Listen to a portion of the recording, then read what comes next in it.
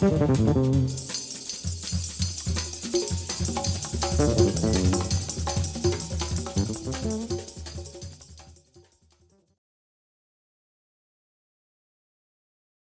funny thing is, I spoke about Charlie Parker before. Guy Vivros, this drummer I talked about, my close friend. I remember they said they were in New York. And they went to Charlie's Tavern. This was all the musicians hung out. Charlie Parker was in front of the tavern, and he was bent over holding his stomach. And Guy ran up to him because Guy had sat in and played with him one time at Birdland.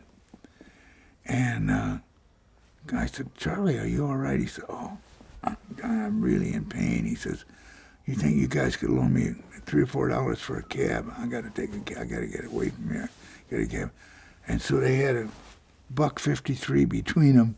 So he says, "We'll go in and get you some money." They went in, Charlie's Tavern, and all these musicians the same musicians who used to say, "Man, I got Charlie Parker's reed.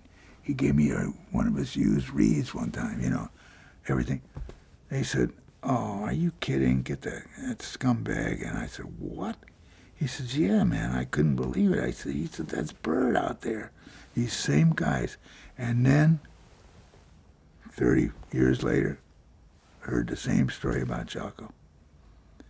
Walking the streets of New York and trying to get $2 to get a meal from the same people that were lauding him and supplying him with any kind of illegal substance that he needed. That was fine, as long as he was that kind of shit. And that's what breaks your heart when you hear that. But like I say, I realized that he wasn't the only one. I had seen and heard about Charlie going through it too.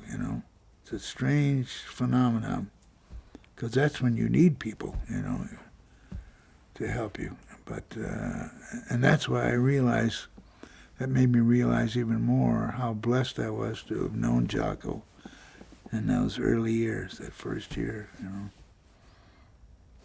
It's an amazing, amazing story about that man.